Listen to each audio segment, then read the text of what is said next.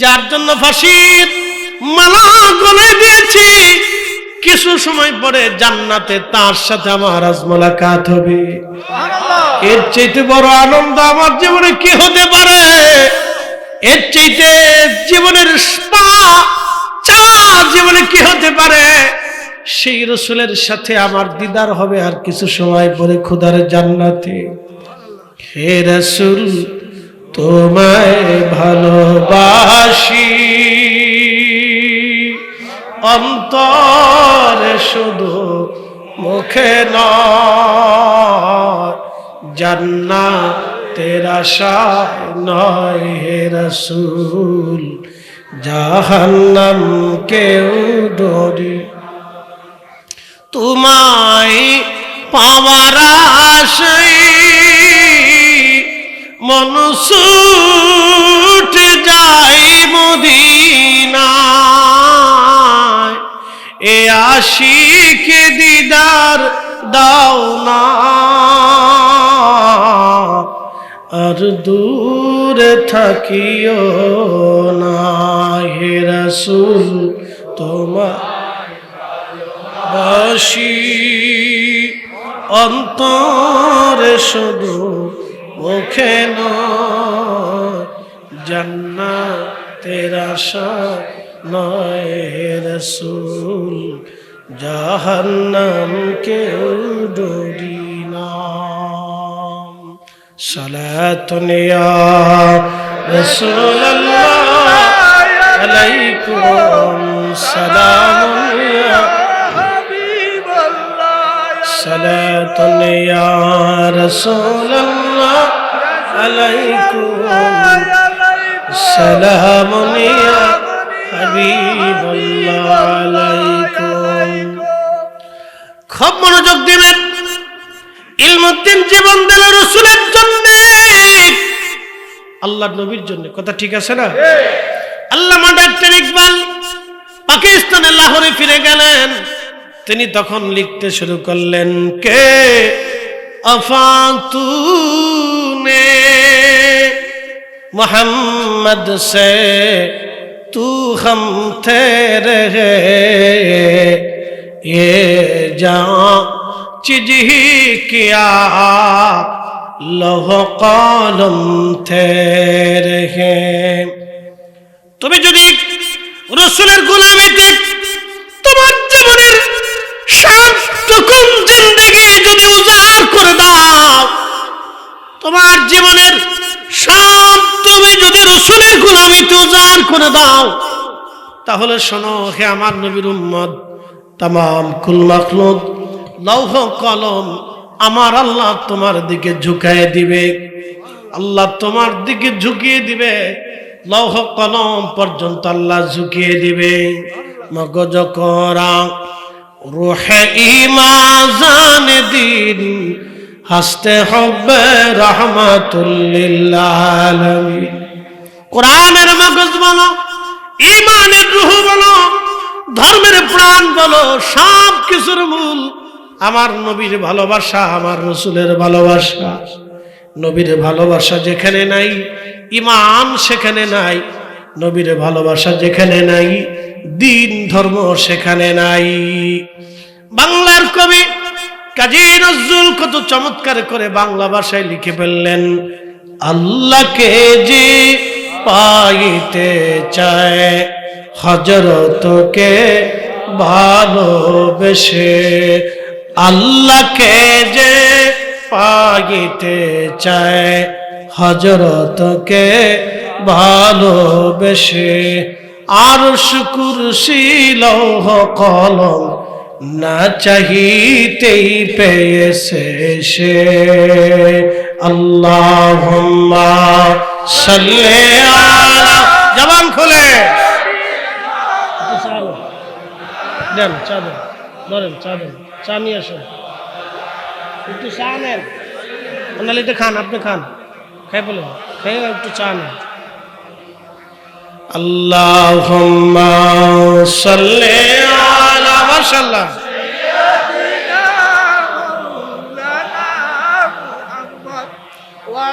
আলা আলি সাইয়্যিদ সাইয়েদেনা।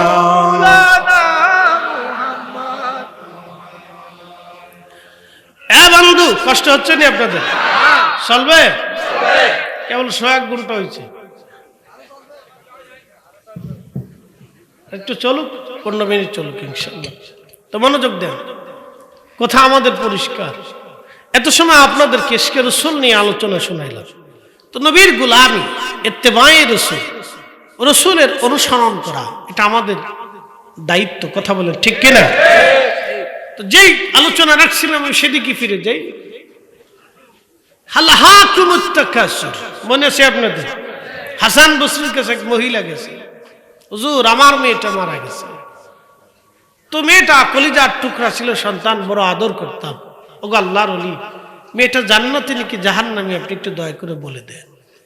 তা হাসান বসরি রাহমাতুল্লাহ বললেন, মারে তোমার মেয়ে জান্নাতে নাকি জাহান্নামী এটা তো বলার শক্তি আমার নাই, তবে তুমি একটা কাজ করো, বাড়ি চলে যাও, একটা আমল করো।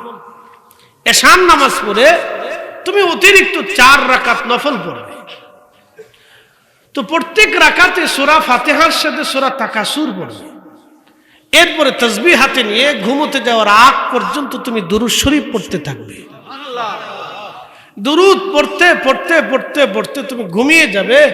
আল্লাহ তোমাকে স্বপ্ন দেখাই দিবে তোমার মেয়ে জান্নাতি নাকি জাহান্নামী। মাতার বাড়িবাসী মনোযোগ দিবেন। হাসান বসরি রাহমাতুল্লাহ আলাইহি যখন তিনি শিখাই দিলেন এইভাবে, মহিলা বাড়ি চলে গেলেন। রাত্রিবেলা এশার নামাজ পড়ি তাসবিহ খানা হাতে নিয়ে 4 রাকাত নামাজ পড়লেন সূরা ফাতিহার সাথে সূরা তাকাসুর দিয়ে। এরপরে তাসবিহ নিয়ে দুরূদ শরীফ পড়তে পড়তে মহিলা রাত্রিবেলা ঘুমিয়ে গেলেন। মাতার বাড়িবাসী, আগের যুগের নারীরা দেখেন কত বড় পরহেজগার ছিল।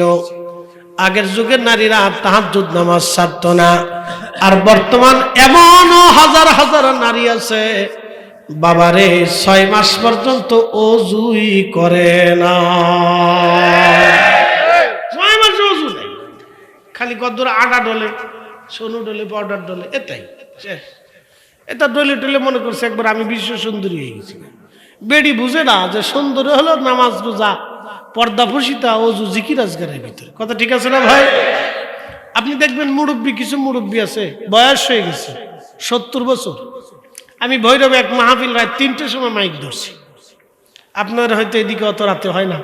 রাত 3টের সময় মাইক ধরছি, দেখছি আশা বসে দিচ্ছি। জিজ্ঞেস করলাম দাদু বয়স কত? বলে দাদু বয়স 95। বলে বাপরে বাপ, আপনি এখন দুনিয়াত বেঁচে রয়েছেন? আমি এখন আজান দিই। বলে আপনি বেঁচে আছেন, আবার আজানও দেন 95 বছর বয়সে? আমি এখন মুয়াজ্জিন, বিনা বেতনে চাকরি করি। বলে মাশাআল্লাহ। একসাথে বলবেন আল্লাহু আকবার। 95 বছর বয়সে এখনো আজান দেয়। রাত 3টের সময় আমার ওয়াজের বাম পাশে বসে দিচ্ছি। আল্লাহ মুরব্বী কি পাওয়ার আপনার? কাহা দাদু আমি এখন আজান দিই, 5 ওয়াক্ত আজান দিই, মসজিদের মুয়াজ্জিন আমি। তো দেখেন যে এই মানুষগুলি আল্লাহ তাদেরকে শক্ত করছেন, মজবুত করছেন। বয়স বেশি কিন্তু আল্লাহ তাদেরকে কি করছেন? মজবুত করে দিচ্ছেন। তো সেই জমানার এই বৃদ্ধকালেও একজন বুড়া নামাজ পড়ে, ওযু করে, আজান দেয় এখন। আর আমার দেশের নারী সমাজ, যুবক এখনো সুযোগ সুবিধা থাকার সত্ত্বেও নামাজ পড়ে না, রোজা করে না। এই সংগঠনের যারা আছো তোমরা ভালো করে শুনো, নামাজ পড়তে গিয়ে নূর খালি পান খাইস না, নামাজটা পড়িস। নূরে করে নূর হোসেন খালি পান খাইস না, আজকে পান কয়টা লাগছে তো? হুজুর 70টা গেছে। আমাকে খা। ভাত খাইছিস নি? হুজুর খাই নি, এত বড় ইন্তজাম করতে গেলে খাইতে পারি না। যাক আলহামদুলিল্লাহ, মহব্বতের কারণে বলতেছি। খালি ফান খাইলে হইতো না রে, নামাজ পড়তে হইব, সালাত প্রতিষ্ঠিত করতে হবে। কথা বলেন ঠিক কিনা? আমরা রাসূলের গোলাম। কার গোলাম? নবীর গোলাম। আল্লাহর নবী সারা জীবন সাহাবায়ে কিরাম দিয়ে নামাজ প্রতিষ্ঠিত করে গেছে। কথা ঠিক আছে না? সাহাবীরা মসজিদ খেদমত করেছে, নির্মাণ করেছে, সারা পৃথিবী ভরে যুদ্ধ জিহাদ করে দিন প্রতিষ্ঠিত করে গেছে। তো ওরা প্রত্যেক বছর এই প্রোগ্রামটা ওরা সাজায়। আমরা দোয়া করি আল্লাহ ওদেরকে আরো তৌফিক দিক বলে না আমি। ওরা যাই করুক, এই মাহফিলটা ওরা সাজাইয়া মানুষকে একটা সুন্দর বাগানের উপহার দেয়। কথা ঠিক আছে না? এটা আল্লাহ রসুল এবং আল্লাহকে সন্তুষ্ট করার জন্য ওরা করে থাকে। আমরা দোয়া করি যাতে ওরা দেশে বিদেশে যারা আছে আল্লাহ ওদের কবুল করুক। আমাদের একটা এই সংগঠনের ভাই ছিল, সে মারা গেছে। এই সভাপতির নাম কি যেন, দেলোয়ার ছিল, ও কবরে চলে গেছে। খুব মহব্বত করত, আজকেও দুনিয়াতে নাই। আল্লাহ ওর কবরটাও যেন বেহেশতের বাগান করে দেয়। শোনেন, কোন ছিল আল্লাহ মাফ করবে আমরা জানি না, তবে একটা কথা মনে রাখবেন, এশকে রসুল বিফল হয় না। এশকে রসুল বিফল হয় না। যারা বলেন এশকে রসুল, আপনি আল্লাহ রসুলের মহব্বতে চুল পরিমাণ করলেও বিফল হবে না। ইলমুদ্দিন তার বাস্তব প্রমাণ, 40 বছর তাহাজ্জুদ পড়ে তা হয় নাই, ইলমুদ্দিন এক ছুরি চালিয়ে তা করে ফেলছে। একসাথে বলবেন আল্লাহু আকবার। এটা মনে রাখবেন, ইশকে রাসূলের চুল পরিমাণও বৃথা যায় না। তো আল্লাহ আমরা ক্ষমা করতে পারে, ক্ষমার আশায় আমরা বসে আছি। তো শুনে নেন, এই ঘটনার থেকে আমাদের অনেক শিখার আছে। আল্লামা ইমাম শামসুদ্দিন সাখাবী রাহিমাহুল্লাহ, তিনি বিশ্ববিখ্যাত একজন মুহাদ্দিস ছিলেন।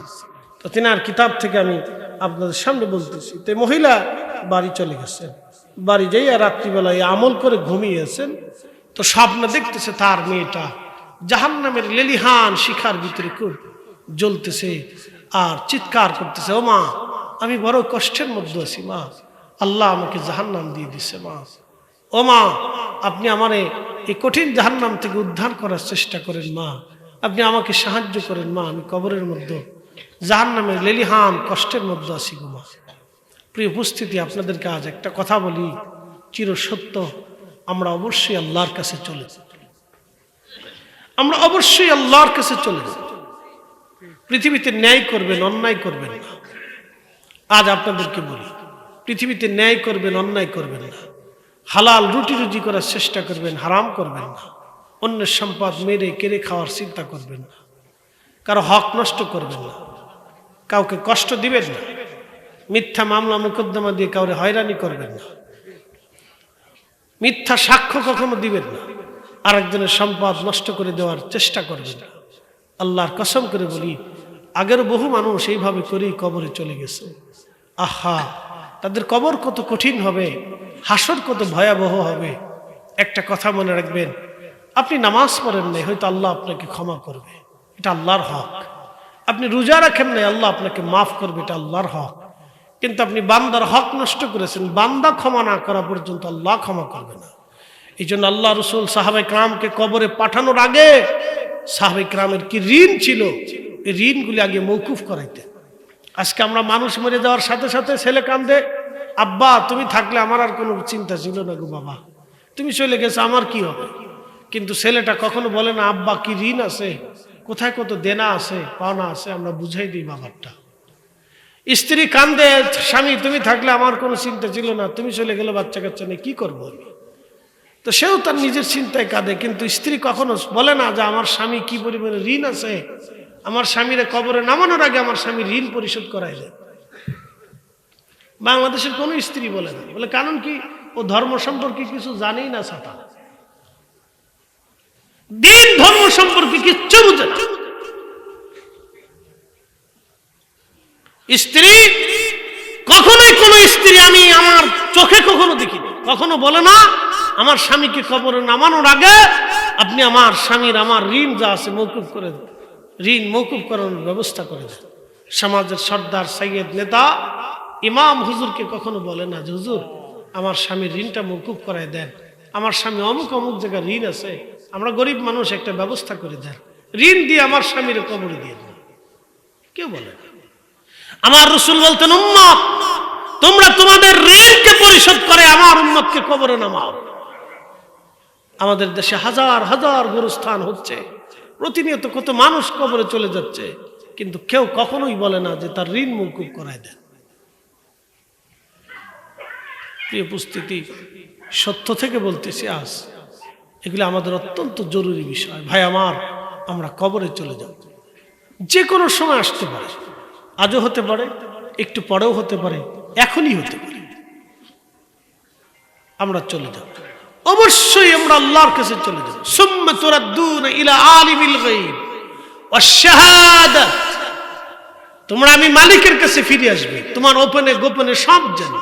ফায়ুনাব্বিউকুম বিমা কুনতুম তা'মালুন, তুমি দুনিয়াতে যা করছো আমি রব তোমাকে সেই দিন একবারে সচক্ষে দেখিয়ে দিব। পিছন থেকে শয়তান তাড়িয়ে দেয়, এর ভিতরে ঢুকতে না পেরে দুটো রেলওয়ে এসে তোরে হেনে মারামারি কর। বুঝেন নাই মনে হয় আপনারা? একসাথে পড়ে লা হাওলা ওয়ালা কুওয়াতা ইল্লা বিল্লাহ, লা হাওলা ওয়ালা কুওয়াতা ইল্লা বিল্লাহ। একসাথে বলেন আল্লাহু আকবার। না হয় না, আরো জোরে আল্লাহু আকবার, আরো জোরে আল্লাহু আকবার। দোয়া করে যাবেন না দোয়া সারা যাবেন? দোয়া করে যান। মা কবরে প্রতীক্ষায় বসে আছে। এখানে কার কার মা কবরে চলে গেছে, বাবা কবরে গেছে? একজন না একজন হাত বাড়ান তো।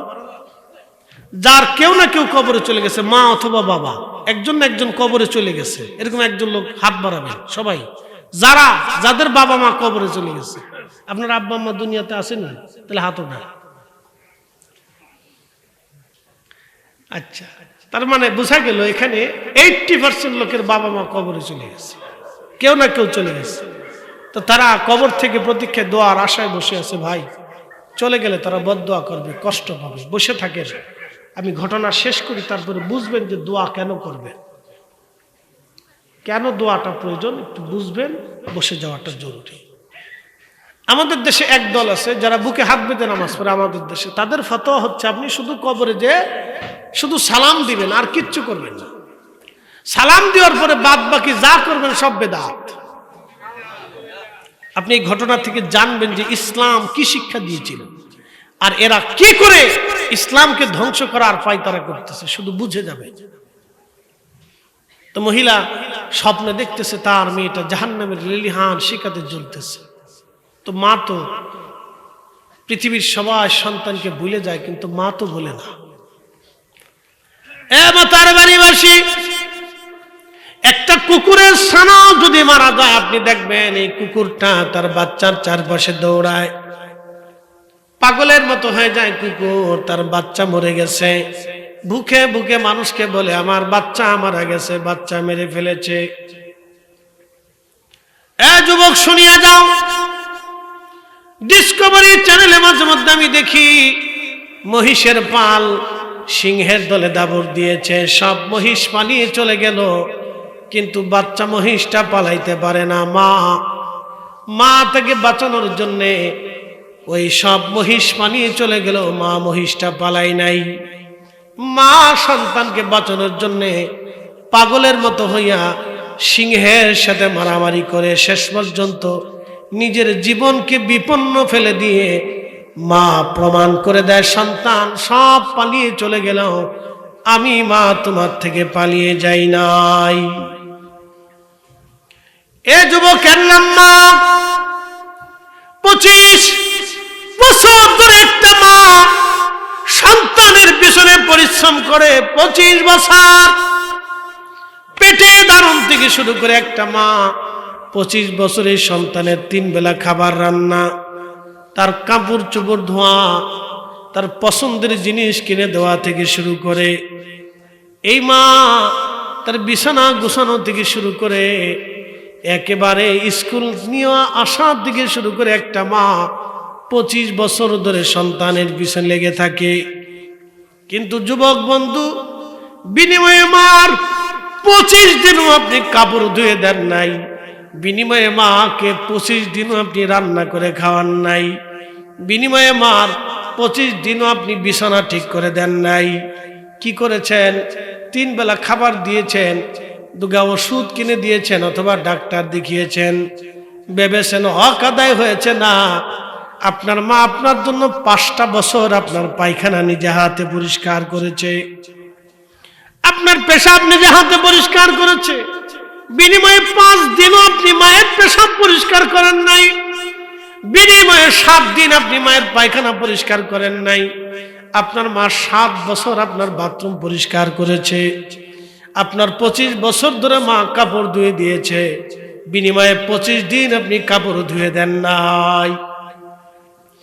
পৃথিবীতে নবীর একজন আশিক ওয়াসাল কারনি এইভাবে মায়ের সেবা করেছিল। মা পিঠে করে কাঁধে করে মাকে নিয়ে ঘুরে বেড়াইতো।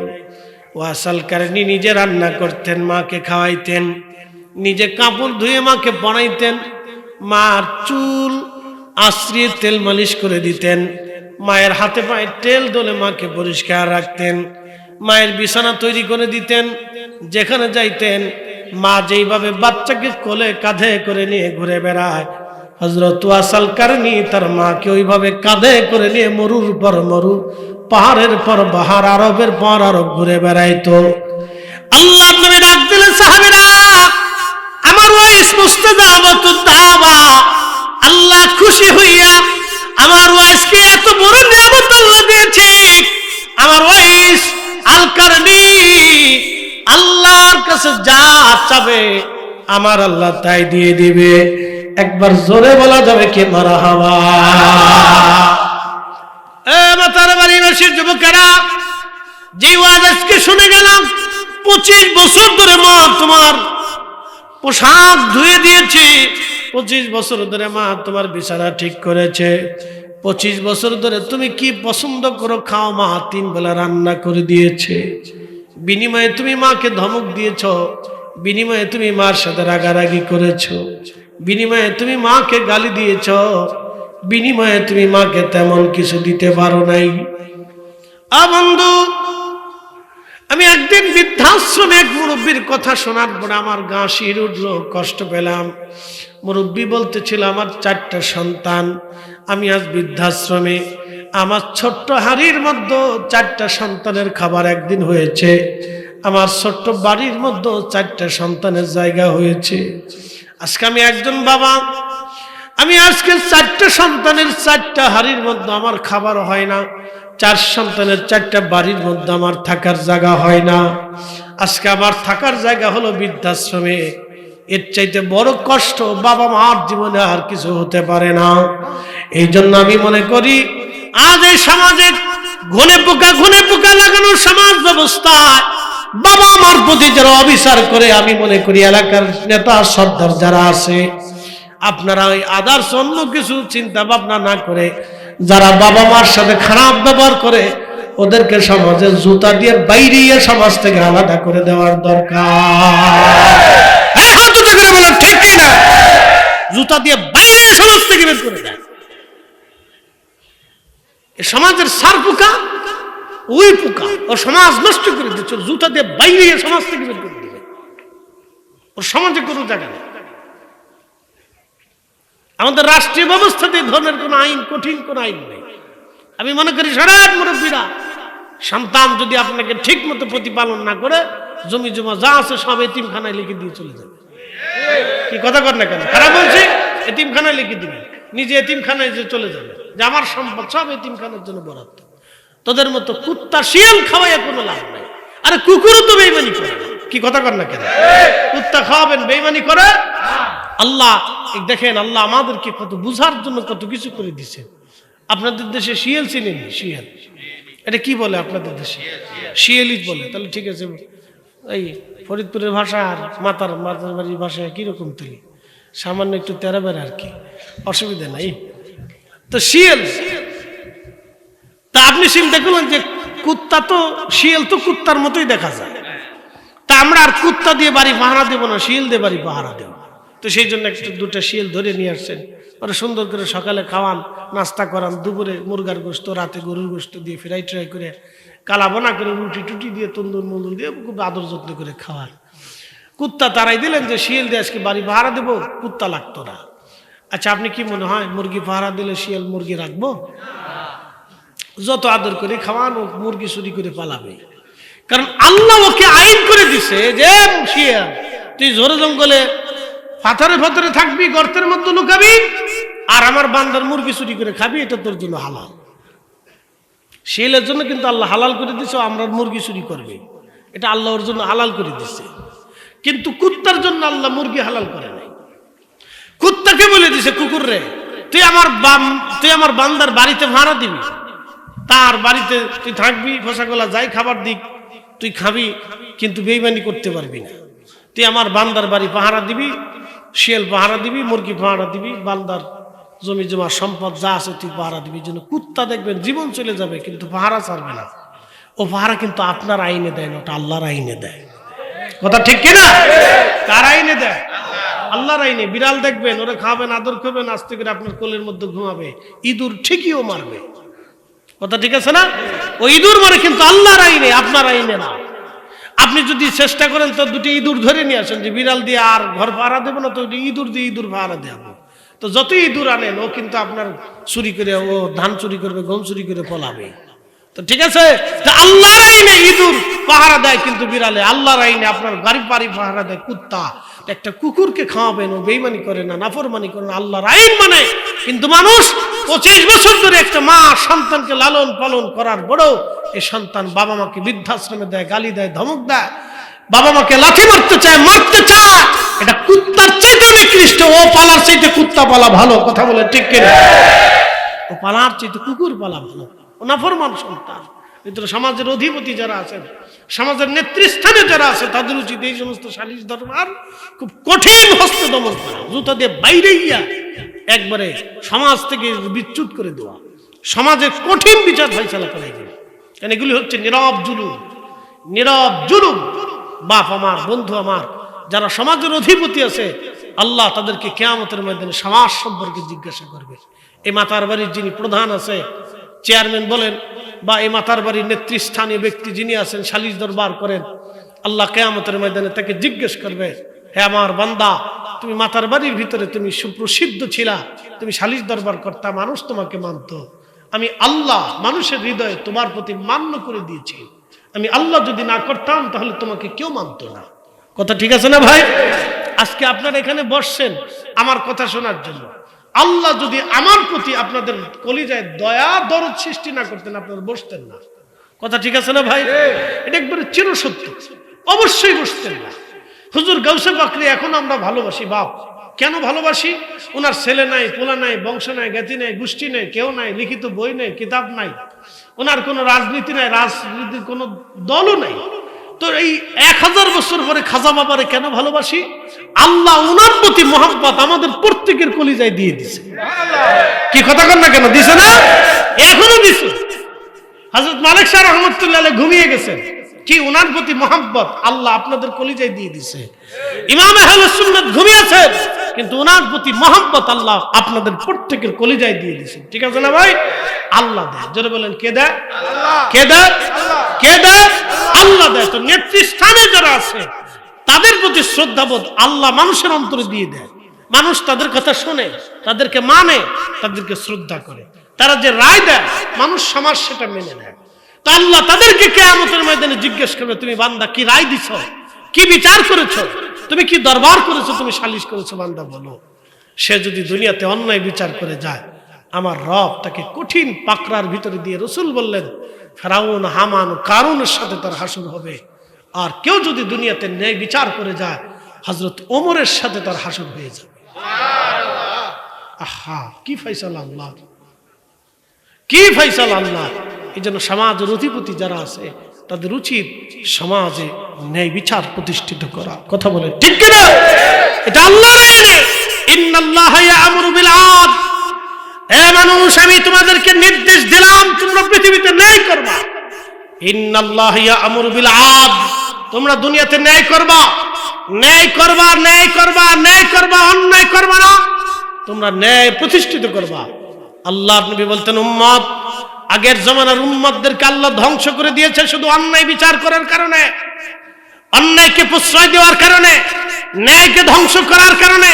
আল্লাহ আকাশ থেকে পাথর নিক্ষেপ করেছে, জমিনের শস্য ধ্বংস করে দিয়ে আল্লাহ দুর্ভিক্ষের মধ্যে ফেলে দিয়ে তাদেরকে ধ্বংস করে দিয়েছে। আমেরিকায় আগুন এমনি লাগে নাই, আমেরিকায় আগুন লেগেছে সে মুসলমানদের সাথে, নিরীহ ফিলিস্তিনিদের সাথে জুলুম করেছে, যার কারণে আল্লাহ আমেরিকায় আগুন লাগিয়েছে। কথা বলেন ঠিক কিনা? আগুন এমনি লাগাই নাই। আমাদের উপর আল্লাহ আগুন দিতে পারে যদি আমরা ওইরকম অন্যায় করি। কথা বলেন ঠিক কিনা? আল্লাহ আমাদের উপরে ভূমিকম্প দিতে পারে, আল্লাহ আমাদের উপরে সাইক্লোন, টর্নেডো দিয়ে আমাদেরকে ভাসিয়ে নিতে পারে। এ মাতার বাড়িবাসী, সমুদ্র তো একেবারেই কাছে, যদি ওয়াইদাল বিহারু ফুজ্জিরাত, সমুদ্রকে আল্লাহ মাত্র 4 ইঞ্চি উদ্দোলিত করে দেয়, বেশি করা লাগবে না। 1 ইঞ্চিও যদি সমুদ্র উদ্দোলিত হয় তো 1 ইঞ্চির পানিতে হাজার হাজার বিলিয়ন ট্রিলিয়ন কোটি মন পানি মাতার বাড়ি মহেশখালীতে আঘাত করবে। মুহূর্তের ভিতরেই সমস্ত মাতার বাড়ি মহেশখালীর মানুষকে আল্লাহ ভাসিয়ে নিয়ে সমুদ্রে নিয়ে হারিয়ে ফেলে দিবে। মানুষ বুঝবে যে মাতার বাড়ি বলে কোনো শব্দ একসময় ছিল না, এসে দেখবে যে মাতার বাড়ি বলে কিছু নাই, শুধু ইদাল বিহার ফুজ্জিরাত। প্রিয় ভাই আমার, এটা ছেড়ে দিতে, ধ্বংস করতে আল্লাহর সময় লাগবে না। আল্লাহ রাসূল বলছেন, অন্যায় করার কারণে, অন্যায় বিচারের জন্য আল্লাহ জনপদকে ধ্বংস করে দেয়। এই জন্য আপনাদেরকে বলবো, আল্লাহ আমাদেরকে ন্যায় করার তৌফিক দিক, সকলে বলেন আমিন। প্রিয় উপস্থিতি, কষ্ট হচ্ছে আপনাদের? আর 10 মিনিট, 15 মিনিট চাইছিলাম, 20 মিনিট হয়ে গেছে। হ্যাঁ না, আর 15 মিনিট ইনশাআল্লাহ এর ভিতরে আল্লাহ কবুল করুক, বলেন আমিন। তো মনোযোগ দেন। ওই মহিলার কথা বলছিলাম, মহিলা রাত্রিবেলা স্বপ্ন দেখে মা, একসাথে বলেন কি? জোরে বলেন, জোরে বলেন। মক্কার ইমাম যদি হন, বর্তমান মদিনার ইমাম একজন আছেন শায়েখ আব্দুর রহমান হুযাইফি দামাত বারাকাতুহুল আলিয়া, আল্লাহ তার হায়াতের মধ্যে আরো বরকত দিক। 40 বছর ধরে মদিনার নবীর মসজিদ ইমামতি করে, 85 উপরে তার বয়স, রসুলের মসজিদের ইমাম, 60 টাকা আল্লাহর নবীর মসজিদের ইমাম, অধিক সম্মানিত নবীর কারণে আমরা তাদেরকে তাজিম করি। কথা ঠিক আছে না ভাই? উনি কিয়ামতের ময়দানে আল্লাহ যদি উনাকে জিজ্ঞেস করে, হে হুযাইফি, তুমি 40টা বছর ধরে আমার নবীর মসজিদ ইমামতি করছো, তুমি তোমার মায়ের খেদমত করো না, আহা, জিন্দেগি বরবাদ হয়ে যাবে। কথা ঠিক আছে না ভাই? আমি ফরিদি সাহেব যত ওয়াজি করি, মানুষ যতই আদর যত্ন করুক, ফুল ছিটাক, মিছিল দিক, এই করুক সেই করুক, ছবি তুলুক, যা কিছুই করুক, কতজন সুমাও দেয়, হুজুর একটা সুমা দিব, তো দেয় সুমা, দেন সুমা, কি করবেন? সুমাই তো দিবেন, আর তো কিছু করার নাই। তো দেয়, মোহাম্মত কোরআনকে সুমা দেয়, ছবি তুলে মালা দেয়, এই করে। কালকে একজনের টাকার মালা দিচ্ছে, আমি এতে কি হবে? হুজুর মন চাইছে, দেন, মন চাইছে দিবেন, তো আর কি করার আছে, দিয়ে দেন। তো দিয়ে তো দিল, তো মানুষ এইগুলি করে, মোহাম্মত করে, হুজুর ওয়াজ শুনে ভালো লাগে। কিন্তু আল্লাহর কিয়ামতের ময়দানে যদি আল্লাহ ডাক দেয়, হে ফরিদি, তুমি তোমার পিতামাতার অবাধ্য সন্তান ছিলে, খেদমত গুজারি ছিলে না, তা আমার জীবনের সবকিছু বৃথা হয়ে যাবে ভাই। এই জন্য অনুরোধ করবো, প্রিয় ভাই আমার, আল্লাহর দুনিয়াতে যদি শান্তি পেতে চান, কোটি কোটি টাকা হলেও রিজিকে বরকত হয় না। আমার সমাজে কোটি কোটি টাকার মালিক আছে, কিন্তু খেতে পারে না। হাজার হাজার সম্পদ আছে, কিন্তু ঘুমায় শান্তি পায় না। এগুলি আল্লাহর দান। কথা ঠিক আছে না ভাই? কার দান? আল্লাহর দান। রিজিকে বরকত আল্লাহর দান, জীবনে শান্তি, কলিজায় শান্তি, ঘুমের শান্তি, এটা আল্লাহর দান। কোটি কোটি টাকায় হয় না ভাই আমার। তা আপনার যাই থাকুক, তার উপরে পিতামাতার খেদমত করবেন। 3টা জিনিস দুনিয়াতে পাবেন: হায়াত, রিজিক, দৌলত। হায়াত, রিজিক, দৌলত। হায়াত, রিজিক, ইজ্জত। হায়াত, রিজিক, ইজ্জত, 3টে জিনিস পাবেন। হায়াত পাবেন, রিজিক, দৌলত একটাই। হায়াত, রিজিক, ইজ্জত, 3টে জিনিস পাবেন। সম্মান পাবেন, রিজিক পাবেন, হায়াত পাবেন। এই হায়াতের ভিতরে বরকত থাকবে, 3টে জিনিস পাবেন। আল্লাহ কবুল করুক, বলেন আমিন। মহিলা স্বপ্ন দেখার পরে সকালে চলে আসছে। হযরত হাসান বসরির কাছে এসে খানকার দরজায় দাঁড়িয়ে দাঁড়িয়ে কাঁদে। হাসান বসরি ডাক দিয়ে বলেন, মা, কি জন্য তুমি কাঁদো? বলে, হুজুর, আপনি রাত্রিবেলা আমল দিয়েছিলেন, সে আমল অনুযায়ী আমি রাত্রিবেলা আমল করে ঘুমিয়ে পড়েছিলাম। হুজুর, আল্লাহ আমারে স্বপ্ন দেখাইলেন, আমার মেয়েটা জাহান্নামের লেলিহান শিখায় জ্বলতেছিল। হুজুর, মেয়েটা কাঁদতেছিল, আমি এখন কি করতে পারি? আল্লাহর ওলি বলেন, আমার মেয়েটা জাহান্নামের লেলিহান শিখা, আমার কলিজার টুকরা সন্তান, আমি তারে বড্ড ভালোবাসি, আমি মা তাকে খুব আদর করি। হাসান বসরি বললেন, মা রে, তোমার মেয়েটা জাহান্নামে চলে গেল, আমি এখন কি করতে পারি বলো? তুমি বাড়ি চলে যাও মা, তুমি অধিক পরিমাণে তার জন্য দোয়া করো, আর বেশি বেশি করে আল্লাহর পথে তুমি সদকা করো। মহিলা চলে গেলেন বাড়ি, কাঁদতে কাঁদতে মহিলা বাড়ি চলে গেলেন। হাসান বসরি পরের দিন দোয়া খায়ের করে রাত্রিবেলা ঘুমিয়ে আসেন, স্বপ্নের করে দেখতেছেন আল্লাহর বেহেশতের পল্লে পল্লবে নদীর মোহনায় মোহনা দিয়ে ঝর্ণার পাহাড় দিয়ে একটা সুন্দরী মেয়ে সুন্দর জান্নাতের পোশাক পরে হেঁটে বেড়াচ্ছে। জিজ্ঞেস করলেন, হে নারী, তুমি কে? জান্নাতের এত উচ্চ সুন্দর মাকাম দিয়ে তুমি ঘুরে ঘুরে বেড়াও। মেয়েটা ডাক দিয়ে বলল, হুজুর আপনি কি আমাকে চিনেন নাই? বলে, না চিনি নাই। বলে, হুজুর আমার মা আপনার কাছে গিয়েছিল আমার হালত জানার জন্যে। হুজুর আপনি তাকে আমল শিখিয়ে দিয়েছিলেন সূরা ফাতিহার সাথে সূরা তাকাসুর, এবং মাকে দুরূদ শরীফ শিখিয়েছিলেন। দুরূদ পড়ে পড়ে মা আমাকে স্বপ্ন দেখেছিল, আমাকে জাহান্নামের মধ্যে মা পেয়েছিল, কিন্তু আমার রব আমার আল্লাহ আমাকে মাফ করে দিয়ে আমাকে জান্নাতি বানিয়ে দিয়েছে। একবার জোরে বলেন না মারহাবা। কখনো তোমাকে যদি ভুলি, হেদায়েতের আলো জেলে নিয় কাছে তুলি, ঠাই দিও প্রিয়তম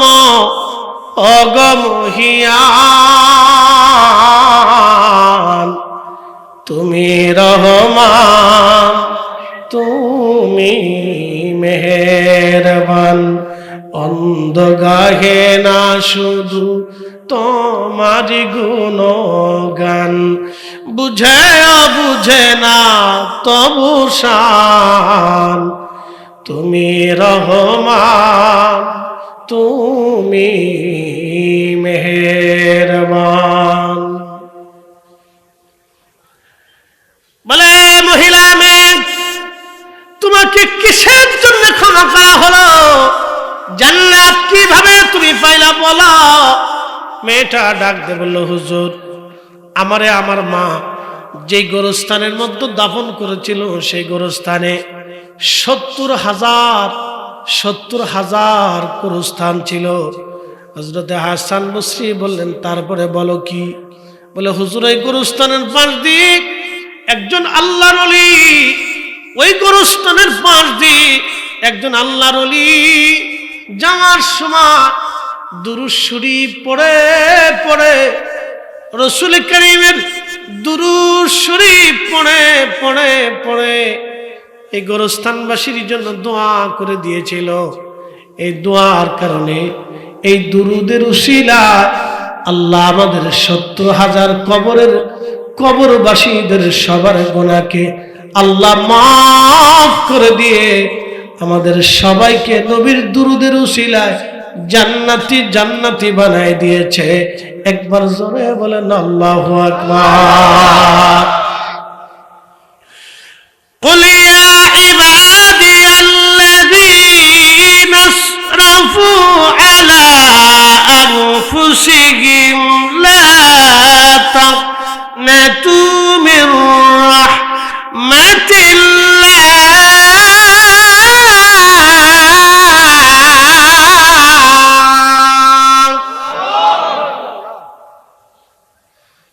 হাবিব উম্মতকে বলেন, হে বান্দার, নিজের নফসের সাথে তুমি যত জুলুম করো, যত অপরাধ করো, তোমার ভয় নাই।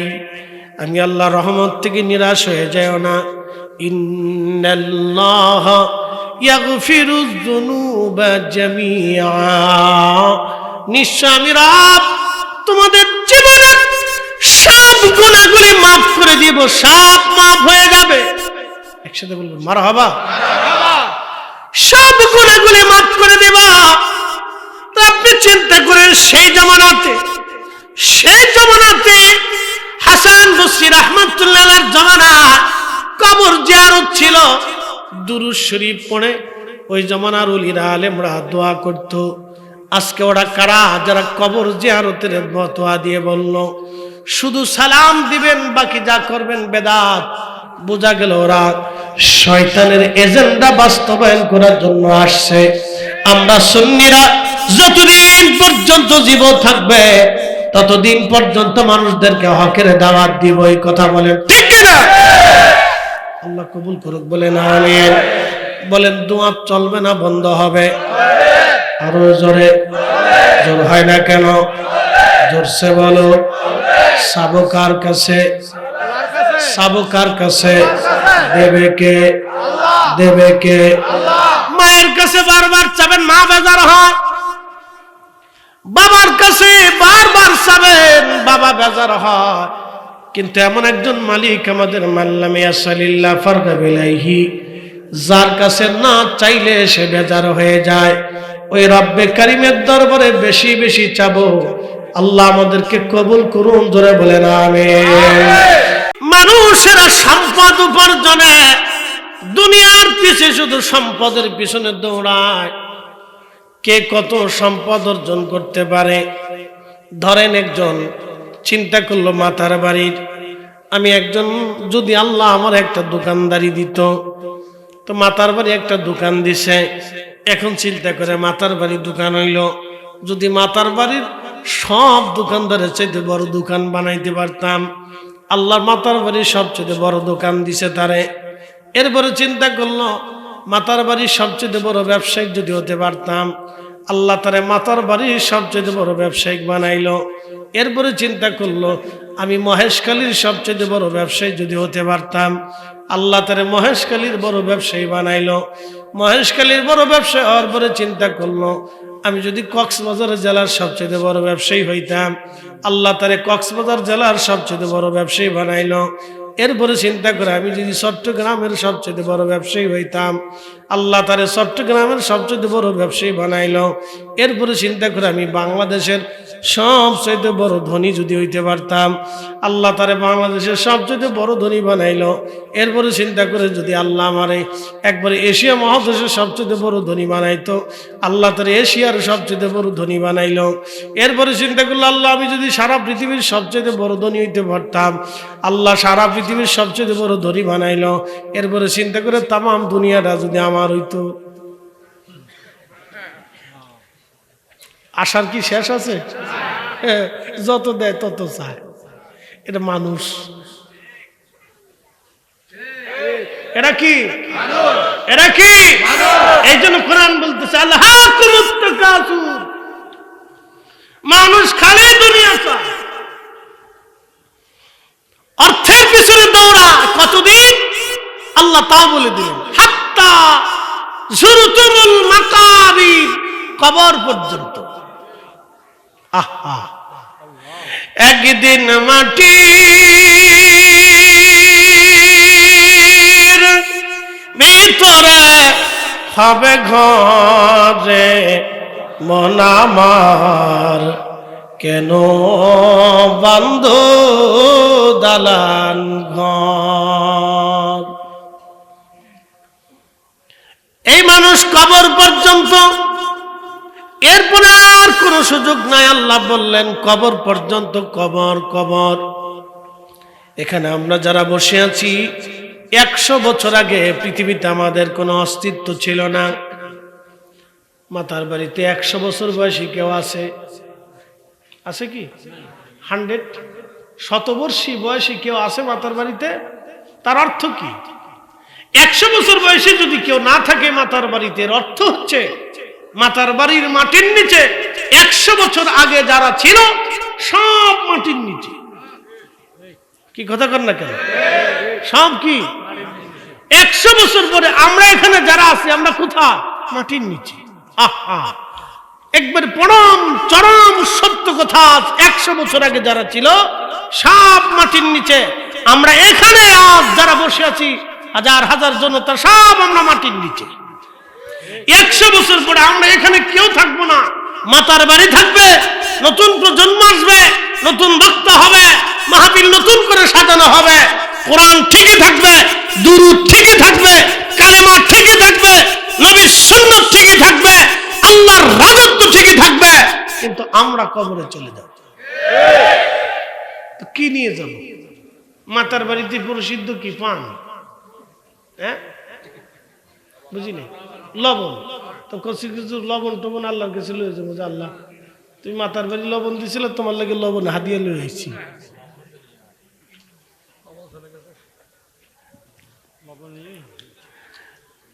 মাতার বাড়িবাসী, কি নিয়ে যাবেন? দুইটা জিনিস, এক নম্বর ঈমান, দুই নম্বর আমল।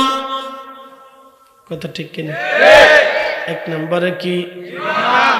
হিন্দুদের সাথে আমাদের বিয়ে হয়, আত্মীয়তা হয়। কারণ কি? তারাও মাতার বাড়ি ব্যবসা করে, আপনারাও মাতার বাড়ি ব্যবসা করেন। তারাও যে লবণ খায় আপনারা সেই লবণ খান, তারাও যে সমুদ্রের মাছ খায় আপনারা একই মাছ খান। তার শরীরের কলিজা, ফ্যাপসা, জিহ্বা, নাক, কান, মাথা, হাত, পা, অঙ্গ প্রত্যঙ্গ যা আছে আপনার মাঝে। সেও বাংলা ভাষা, আপনিও বাংলা ভাষা। সেও মানুষ, আপনিও মানুষ। তাহলে হয় না কেন? বিশ্বাসের কারণে হয় না। তারা বহু খোদায় বিশ্বাসী, আমরা এক খোদায় বিশ্বাসী। কথা বলেন ঠিক কিনা? তারা বহু খোদায় বিশ্বাসী। তারা মনে করে সাগরের দেবতা আলাদা, সূর্যের দেবতা আলাদা, পানির দেবতা আলাদা, এই মেঘের দেবতা আলাদা, বিদ্যার দেবতা আলাদা, কল্যাণের দেবতা আলাদা, শক্তির দেবতা আলাদা। এরকম তারা দেবতা ভাগ করতে করতে 33 কোটি দেবতা তাদের হয়েছে। কত কোটি?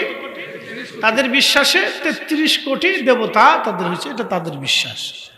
তারা এই বিশ্বাসে ধর্ম পালন করে বিধায় কখনো দেখবেন দুর্গা পূজা করে, কখনো কার্তিকের পূজা করে, কখনো গণেশের পূজা করে, কখনো শিবের পূজা করে, কখনো লক্ষ্মীর পূজা করে, কখনো দেখবেন মনসার পূজা করে, কখনো লোকনাথের পূজা করে, কখনো রামের পূজা করে, কখনো গরুর পূজা করে।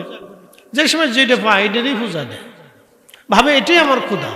এটা তাদের তারা এই বিশ্বাসে ধর্ম পালন করে। আমাদের বিশ্বাসে আমাদের মালিক একসাথে বলে সবকিছুর জন্য, সবকিছু যিনি আমাদের বাজেট করেন তিনি কে? কোন সন্দেহ নাই। আপনি যদি মহারাষ্ট্রে যা জিজ্ঞেস করেন হিন্দু তোমার বড় ভগবান কে, তো এক দেবতার নাম বলেন। যদি আপনি দিল্লিতে জিজ্ঞেস করেন হিন্দু তোমার বড় ভগবানকে, বড় দেবতাকে, তো এক দেবতার নাম বলবে। আবার যদি আপনি অন্ধ্রপ্রদেশে যে জিজ্ঞেস করেন হিন্দু তোমার এই বড় দেবতাকে, তো আর এক দেবতার নাম বলবে। আপনি যদি উত্তরপ্রদেশে যে জিজ্ঞেস করেন হিন্দু তোমার বড় দেবতাকে, তো আর এক দেবতার নাম বলবে। যদি গুজরাটে যে জিজ্ঞেস করেন হিন্দু তোমার বড় দেবতাকে, তো আর এক দেবতার নাম বলে। যদি আপনি কলকাতায় এসে জিজ্ঞেস করেন হিন্দু তোমার বড় দেবতার নামকে, তো দুর্গার নাম বলে। যদি জিজ্ঞেস করেন নেপালে যে হিন্দু তোমার বড় দেবতাকে, তো কৃষ্ণার নাম বলে। এইভাবে সারা অঞ্চলে যত অঞ্চল আছে হিন্দুদের, এক এক অঞ্চলে এক এক ভেদে তাদের দেবতা ভিন্ন, তারা সেটাকেই বড় দেবতা ভাবে। কিন্তু আমরা সারা পৃথিবীর সব মুসলমানকে যদি জিজ্ঞেস করেন তোমার মালিককে, স্রষ্টাকে, খালিককে, রবকে, আমরা এক বাক্যে সবাই বলবো আল্লাহ। জোরে বলে, হাত উঁচা করে বলে, হাত উঁচা করে বলে, কোন সন্দেহ নাই।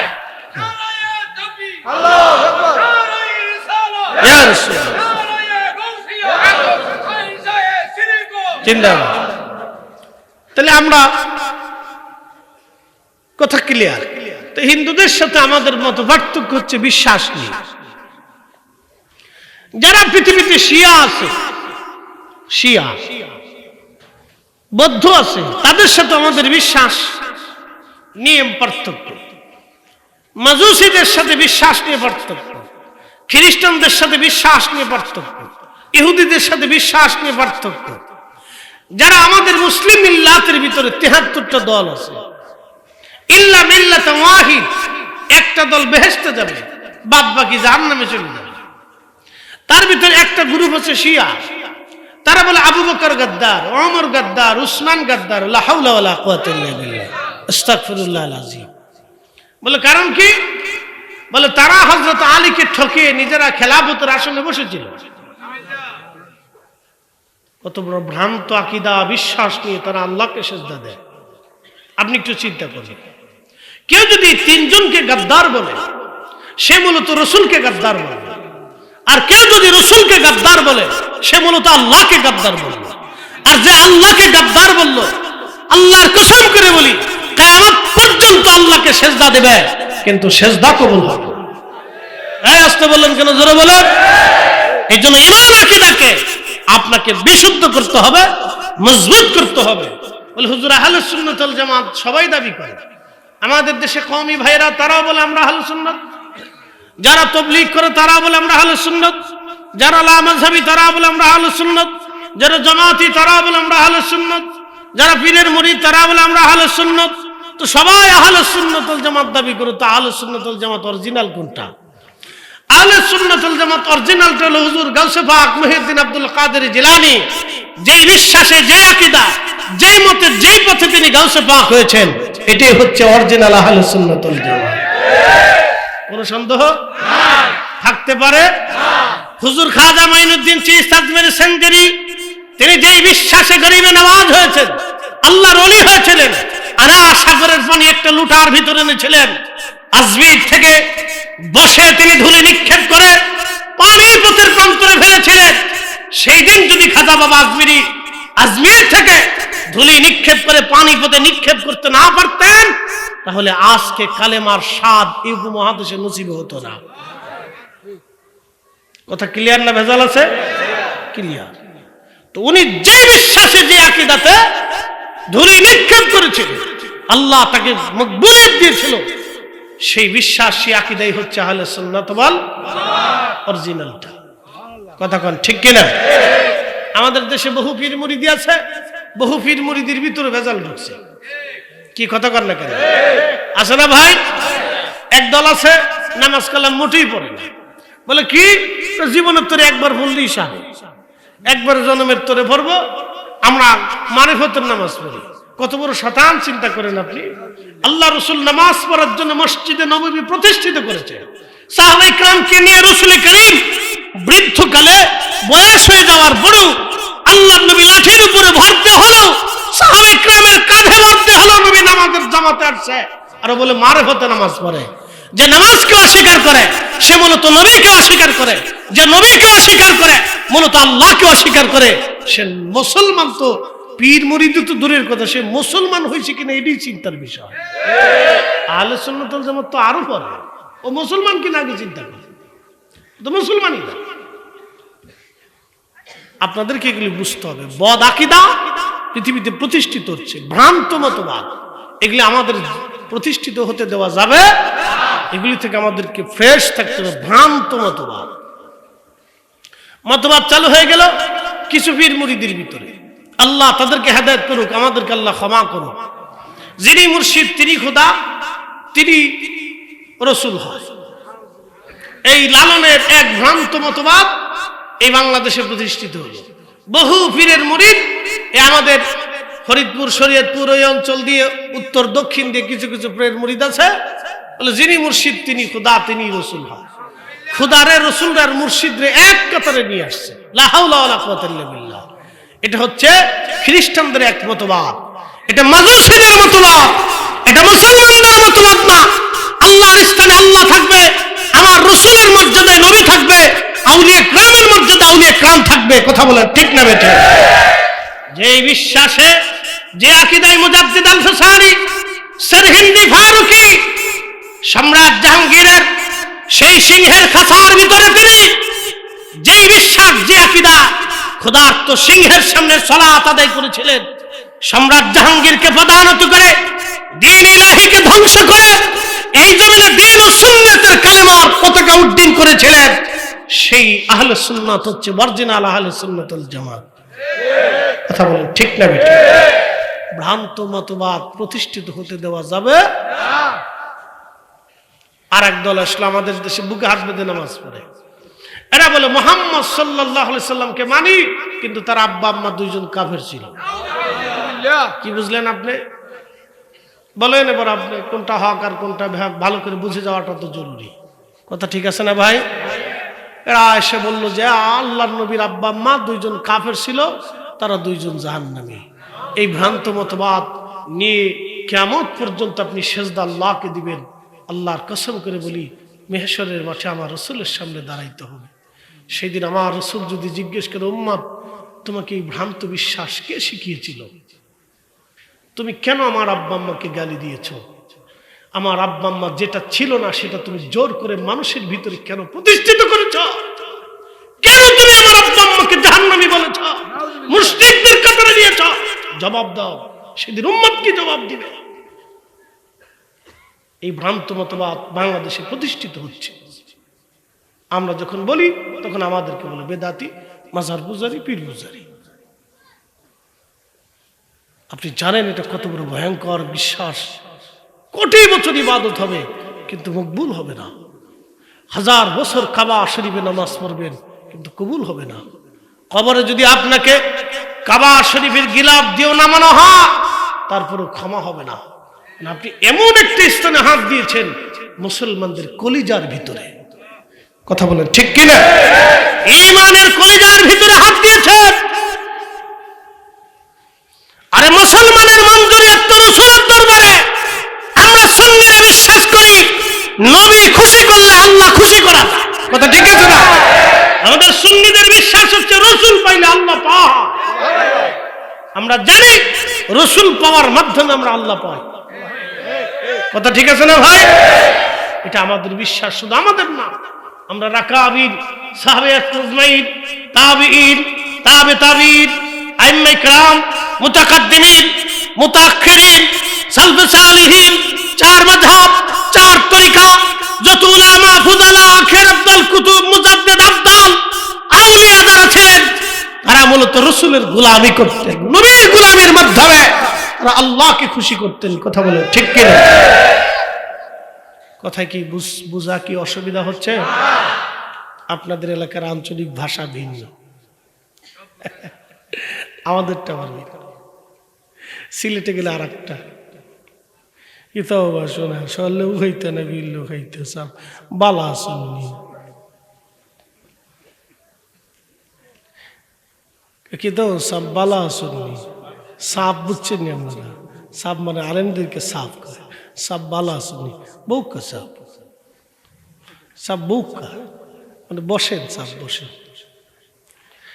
সাপ চা খাইতা না না ফান খাইতা না কিতা খাইতা সাপ পৌকা।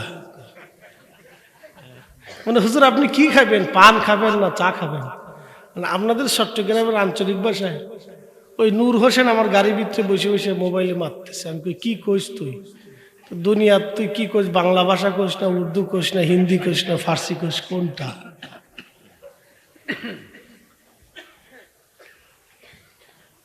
প্রত্যেক মার ভাষায় সুন্দর, ঠিক আছে না ভাই? প্রত্যেক মায়ের ভাষা সুন্দর। এটা আঞ্চলিক ভেদে ভিন্নতা বাংলাদেশের ভিতরে কত ভিন্নতা দেখেন। সারা পৃথিবীতে ভাষা সৃষ্টি করছে কে? আল্লাহ সৃষ্টি করে দিয়েছে। প্রিয় মাতার বাড়িবাসী, যেহেতু আলোচনা এসেছে হাসান বসরি রাহমাতুল্লাহ আলাইহির একটা আলোচনা আমি রেখেছিলাম, আমি সেইখানে ফিরে যাব। কিন্তু আজকে একটা আলোচনা আপনাদেরকে শোনায় যাই।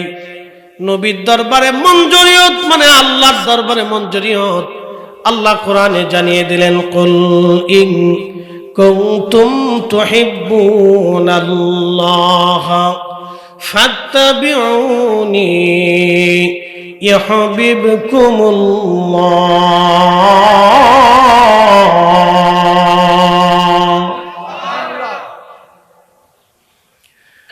আল্লাহ জানাইলেন, হাবিব উম্মতকে বলুন, উম্মতকে জানান, কেউ যদি চূড়ান্ত ভাবে আমি আল্লাহকে খুশি করতে চাই, আমাকে রাজি করতে চায়, নবী গো চূড়ান্ত ভাবে কেউ যদি আমাকে খুশি করতে চায়, নবীজি উম্মতকে জানান, উম্মত যেন চূড়ান্ত ভাবে আপনাকে মেনে নেয়।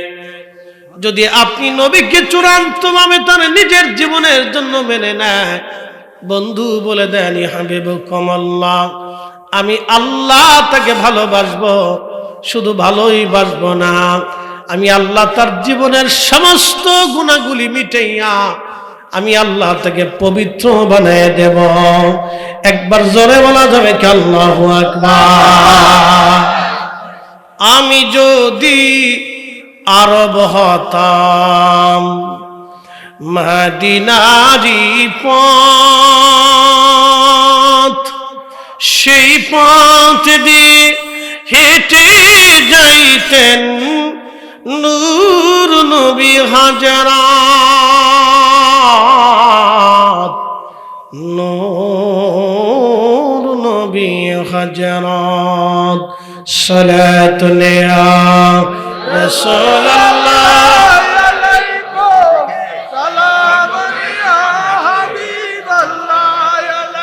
সালাতুন ইয়া রাসূলুল্লাহ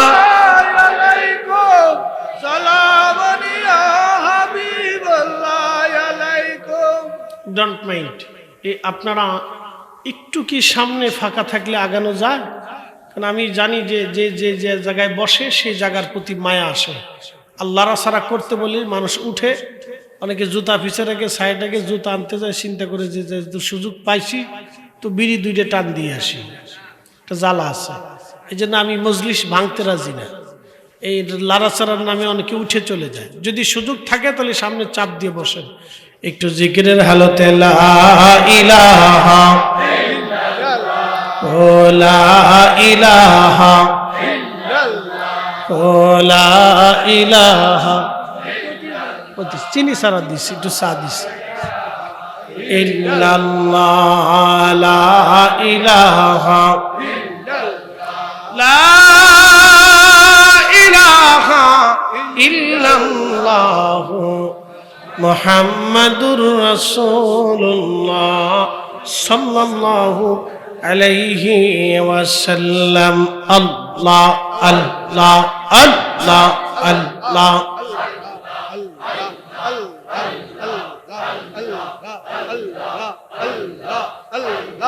একসাথে আল্লাহ আল্লাহ আল্লাহ আল্লাহ আল্লাহ।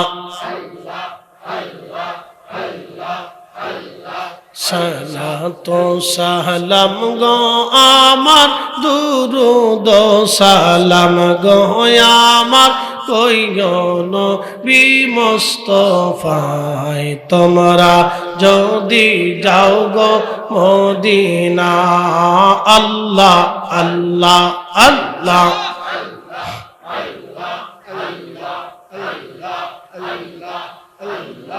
ওই মদিনা শরীফের মাঝি নূরের একটি খাম্বা আছে গো, সেই খাম্বাতে হেলান দিয়া খুতবা পড়তেন মুস্তাফায়, তোমরা যদি যাও গো মদিনা।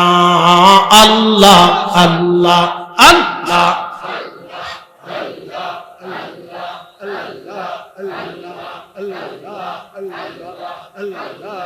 সালাতুন ইয়া রাসূলুল্লাহ আলাইকুম সালামুন ইয়া হাবিবাল্লাহ।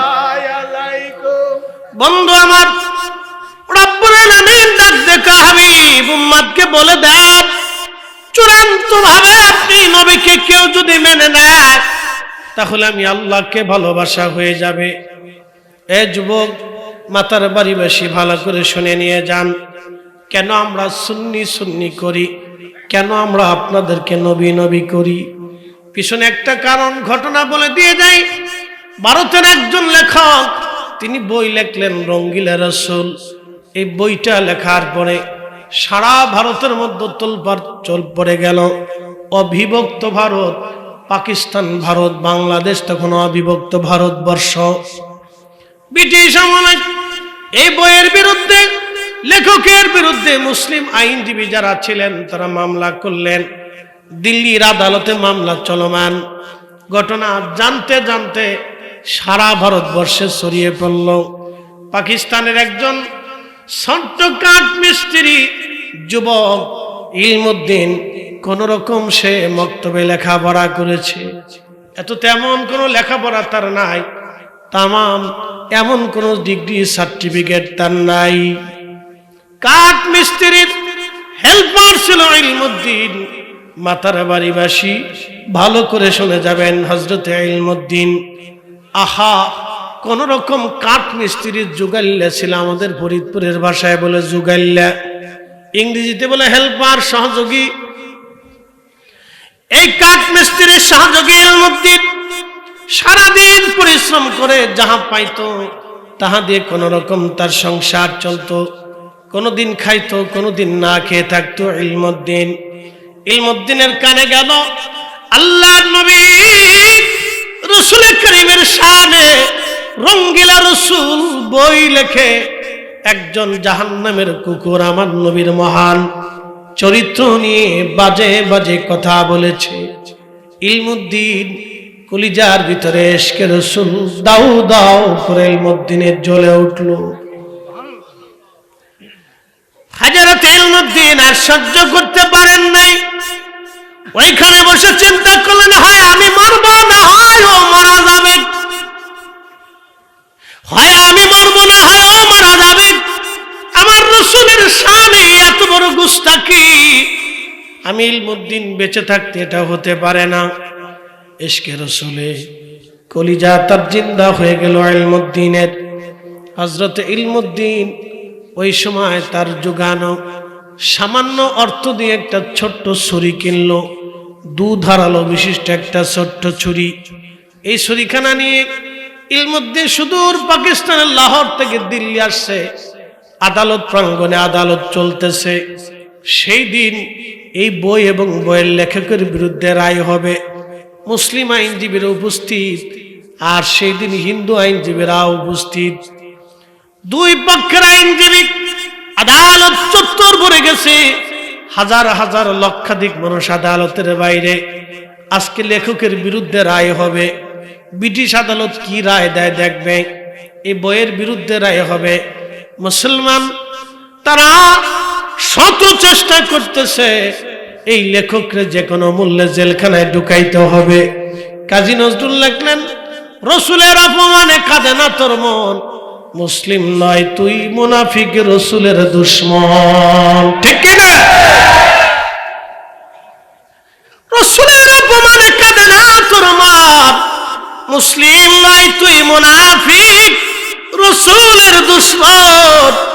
কাজী নজরুল ইসলাম তিনি লিখে ফেললেন, হাজার হাজার লক্ষ লক্ষ মানুষ আদালতের বাহিরে আজ কি রায় হয় দেখার জন্য হিন্দু মুসলমান একসাথে। ইলমুদ্দিন সুদূর পাকিস্তান লাহোর থেকে এসে আজ হয় ও বাঁচবে না হয় আমি বাঁচবো। দুনিয়ার কোন আদালতের রায় লাগবে না, আমি ইলমুদ্দিন আজকে তার জীবনের রায় নিজে দিয়ে দেব। আমার রাসূলের সামনে এত বড় অপমান সইবে না রে মুসলমান। কথা বলেন ঠিক কিনা? হাজার হাজার লক্ষ লক্ষ মুসলমান ভারতে সেই দিন অনেক বড় বড় জ্ঞানী গুণী শিক্ষা দীক্ষায় পারদর্শী তেজস্বী মুসলমান, কিন্তু ইলমুদ্দিন এক কাঠ মিস্ত্রি, মোষ দাড়ি কিচ্ছু নেই, সাধারণ একটা যুবক মাত্র, কাঠ মিস্ত্রির হেল্পার। ইশকে রাসূলে কলিজা তার জিন্দা করে সুদূর লাহোর থেকে দিল্লি এসে আদালত চত্বরে এসে জিজ্ঞেস করলো, তোমরা কি ওই লেখককে চিনো? তো লোকেরা বললো হ্যাঁ, আদালতের ভিতরে আছে। সে ভিতরে যা জিজ্ঞেস করলো লেখকটা কে, আমি একটু তাকে দেখতে চাই। তো ইলমুদ্দিনকে একজন দেখিয়ে বললো ওই ফর্সা করে লোকটা ভিতরে দেখো, পাশে বসে আছে। ইলমুদ্দিন ধীরে ধীরে তার পাশে যে আদালত চত্বরে বেশি দেরি করে নেয় যে আজকের সুযোগ নেই, রায় হয়ে যাবে একটু পরে। রায় পজিটিভ হতে পারে, নেগেটিভ হতে পারে। ব্রিটিশ আদালত তারা তাদের নিজস্ব আইনের গতিতে তারা রায় দেবে। ইলমুদ্দিন ছুরিখানা বের করে আর দেরি করেন নাই। জাহান্নামের কুকুরের পেটের মধ্যে বাঁধাইয়া এক টান দিয়ে নারী হুরি সব বের করে ছেড়ে দিয়েছে। একসাথে বলবেন আল্লাহু আকবার। না হয় না, আরো জোরে। কি আপনারা ভয় পান নাকি? তো ইলমুদ্দিন ছুরি চালাইতে পারে আর আপনি জবান চালাইতে পারবেন না, কি আশ্চর্য মুসলমান। হ্যাঁ, তো জিহাদের ময়দানে গেলে তো আপনারা পালাবেন তো, ডরে পালাবেন যে বাচ্চা থাকবো বহুদিন। ইলমুদ্দিন ছুরি চালিয়ে দিল আর আপনি জবান চালাইতে পারবেন না। একসাথে বলেন আল্লাহু আকবার, বলেন ইয়া রাসূলুল্লাহ। আচ্ছা, ইলমুদ্দিন ছুরি চালাইলো কার জন্য? জোরে বলেন, জোরে বলেন, জোরে বলেন, জোরে বলেন, জোরে। আজকে মাহফিল কার জন্য? দুরুদ কার জন্য? আমার এই পাগড়ি কার জন্য? দাড়ি কার জন্য? জুব্বা কার জন্য?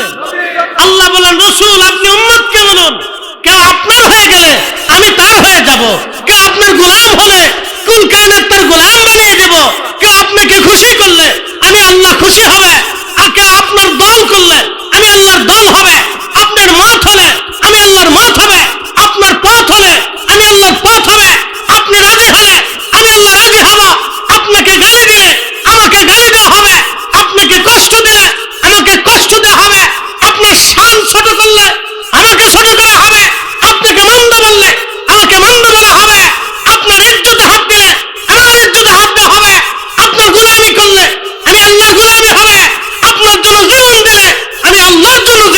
হবে।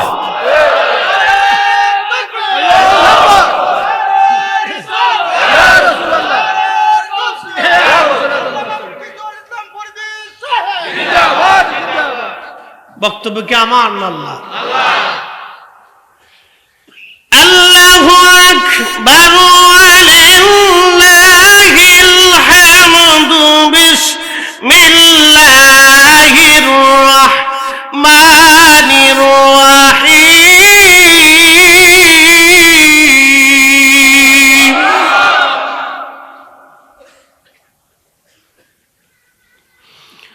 মান ইউতি'ir রাসূল ফাকাদ আতা আল্লাহ।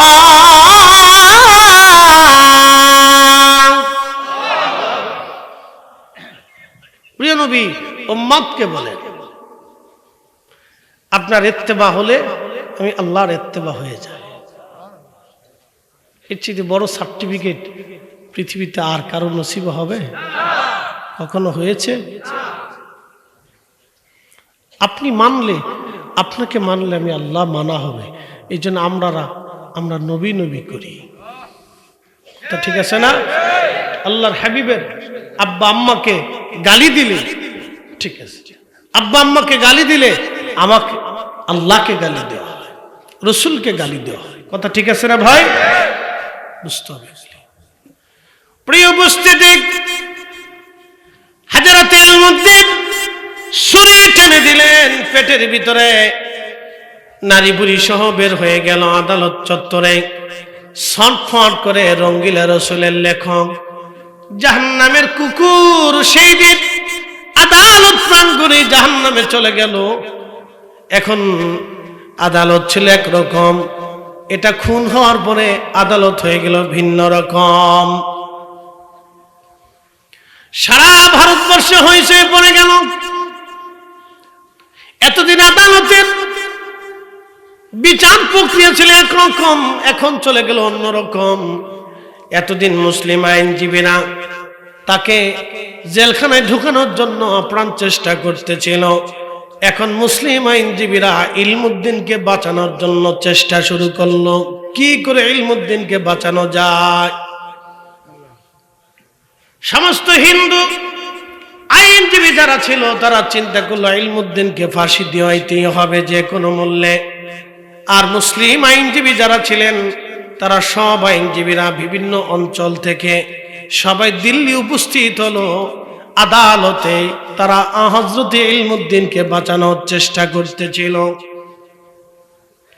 আদালত চলতেছে, শেষ আদালত যেই দিন হবে ইলমুদ্দিনের জন্য রায় হবে যেই দিন, তার আগের দিন আইনজীবীরা ইলমুদ্দিনের কাছে যায় বলল, ইলমুদ্দিন তোমাকে আমরা ফাঁসি থেকে বাঁচাইতে পারবো, কিন্তু কালকে আদালতে দুইটা কথা বলতে হবে।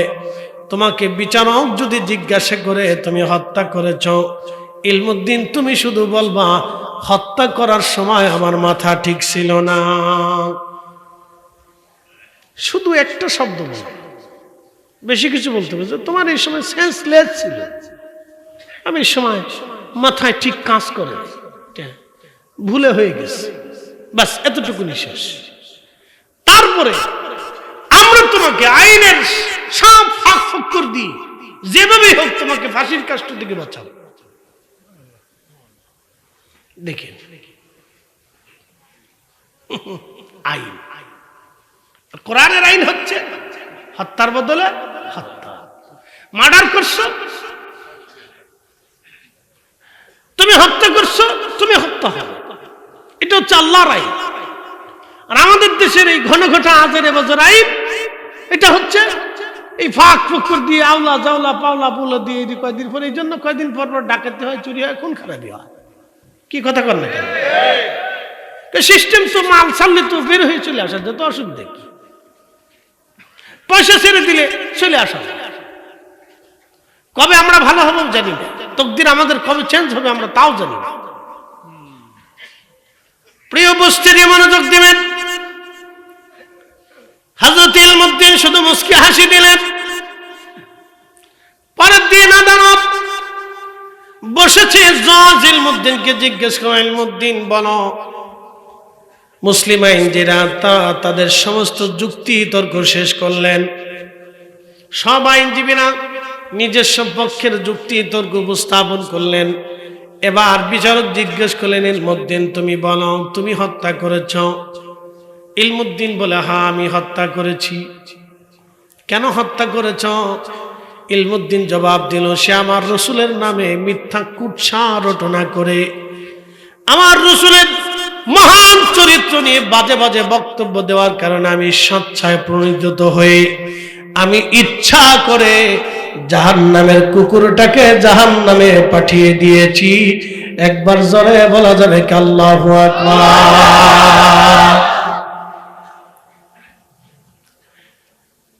সমস্ত আদালত স্টাফ হয়ে গেল।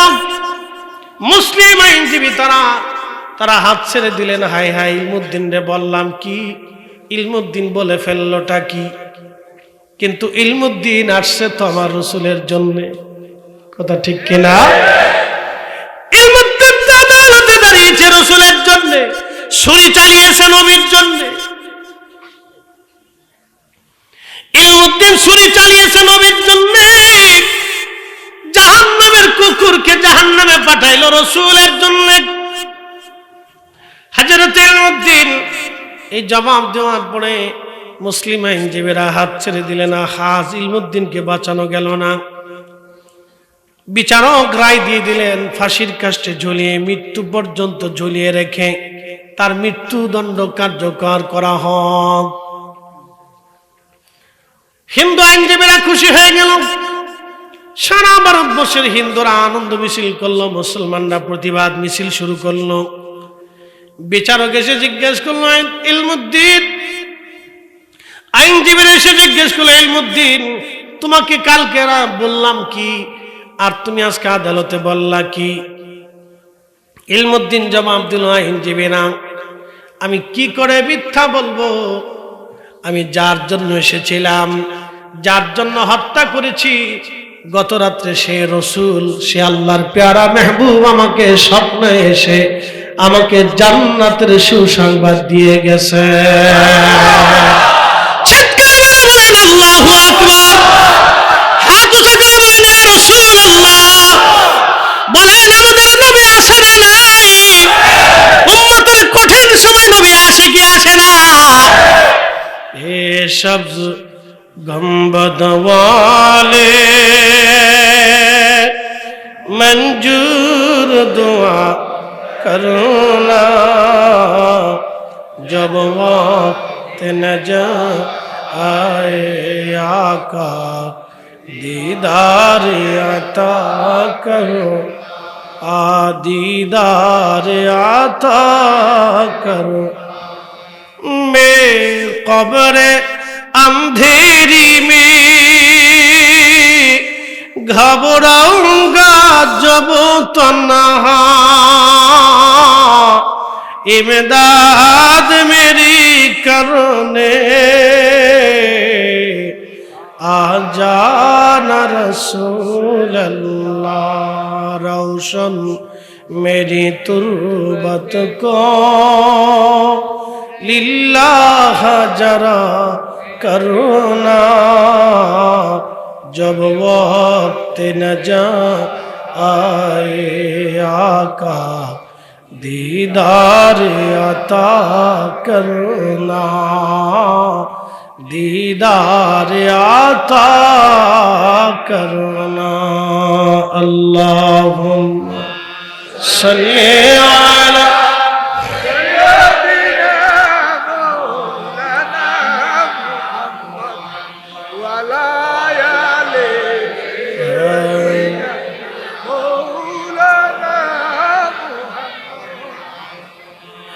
আমি তো একজন আশিকের জীবনী বলেছি, হাজার হাজার আশিকের জীবনী কিতাবের পৃষ্ঠার মধ্যে লেখা রয়ে গেছে।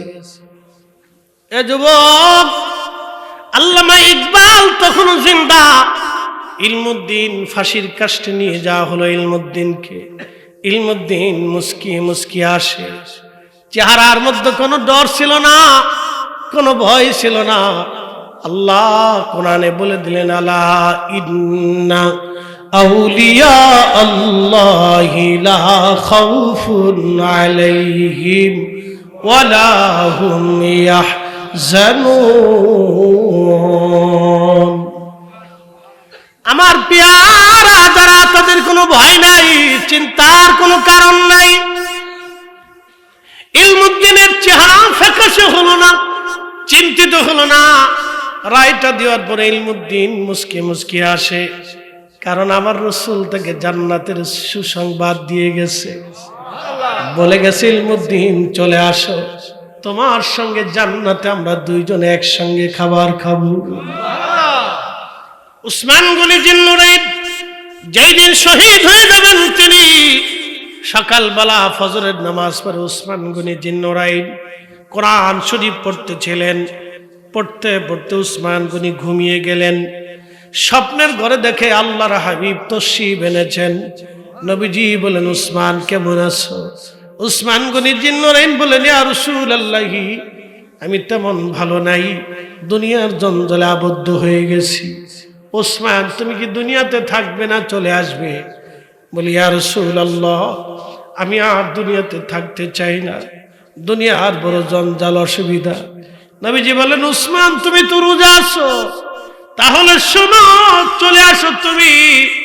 আজকে সন্ধ্যায় জান্নাতের ভিতরে তুমি আর আমি দুইজন একসঙ্গে আল্লাহর বেহেশতে ইফতার করব। উসমান গনি জিন্নুরাইন ঘুম থেকে উঠে বিবিকে ডাক দিয়ে বলছে, বিবি রে, আমার সময় শেষ, আমার গোসল করে দাও, পাক সাফ করে দাও, আজকে আমার সময় শেষ। বলে, স্বামী বলেন কি? বলে, হ্যাঁ, আমার রাসূল আমাকে স্বপ্নে দাওয়াত করে গেছেন, আজকে সন্ধ্যায় আবার নবীর সঙ্গে জান্নাতে একসঙ্গে আমরা দুইজন ইফতার করব। বিবি রে, আমি বুঝছি আজকে আমি শহীদ হয়ে যাব। এ বিবি, গোসলের পানি তাড়াতাড়ি দাও, আমি গোসল সেরে পবিত্র হয়ে নেই, পাক সাফ হয়ে নেই রে বিবি। হযরত উসমান গনি জিন্নুরাইন গোসল সারলেন, মাকসামের সুন্দর পোশাক পরে উনি ওনার হুজরার ভিতরে যেখানে কোরআন পড়তেছিলেন, সেখানে কোরআন শরীফ উনি পড়তেছিলেন। বিদ্রোহীরা ওনার ঘরের মধ্যে ঢুকে ওনার সামনে থেকে কোরআন শরীফটাকে লাথি মেরে ফেলে দিয়া উসমান গনিকে তলোয়ারের আঘাত করতেছিলেন। রক্তগুলি ছিটে কোরআনের মধ্যে লেগে গেল। সেই কোরআন এখনো সযত্নে রেখে দেওয়া হয়েছে হযরত উসমান গনির সেই কোরআন, যেই কোরআনে উসমান গনি জিন্নুরাইনের রক্তের দাগ লেগেছিল, সেই কোরআন এখনো আছে। প্রিয় উপস্থিতি, এইভাবে যুগে যুগে আশিক রাসূলের জীবন এইভাবে চলে গেল। আমি তো শুধু একজনের কথা বলেছি, হাজার হাজার আশিকদের জীবনী কিতাবের পৃষ্ঠার মধ্যে লেখা আছে। এ মাতার বাড়িবাসী, মনোযোগ দিবেন। ইলমুদ্দিন মুস্কি মুস্কি আসে, ইলমুদ্দিনের কোনো চিন্তা নাই। বলে, কারণ কি? আল্লাহর নবী তাকে স্বপ্নে এসে দাওয়াত দিয়ে গেছে। সুবহানাল্লাহ। ওই জামানার সমস্ত বড় বড় বুজুর্গদেরকে ইলমুদ্দিন ছাড়িয়ে চলে গেলেন।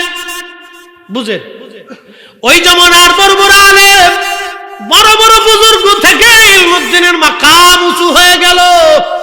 বলে, কারণ কি? 40 বছর ধরে তাহাজ্জুদ পড়েও যে মাকাম বুজুর্গ পেল না, ইলমুদ্দিন ইশকে রাসূলের তার চাইতেও বড় মাকাম হয়ে গেল। ঠিক না? হযরত আল্লামা ইকবাল রাহিমাহুল্লাহ তখন তিনি জিন্দা, পাকিস্তানের লাহোর থেকে রওনা হয়ে গেলেন। হযরতে আল্লামা ইকবাল দিল্লি এসে গেলেন। ইলমুদ্দিনের লাশ নিয়ে মিছিল চলতে লাগলো। বহু মুসলমানকে পুলিশ গুলি করে মেরে ফেলে দিল। শুধু ইলমুদ্দিন শহীদ হলো না, ইলমুদ্দিনের মহাব্বতে আরো মুসলমান শহীদ হয়ে গেল। সব শহীদদের জানাজা হবে। ইলমুদ্দিনকে ফাঁসির কাস্টে ঝোলানো হলো। যখন ফাঁসির কাস্টে ইলমুদ্দিনকে ঝোলানো হয়, তখন ইলমুদ্দিন মুস্কি মুস্কি হাসে। বিচারক জিজ্ঞেস করলো, ইলমুদ্দিন কেন হাসো? ইলমুদ্দিন জবাব দিল, বিচারক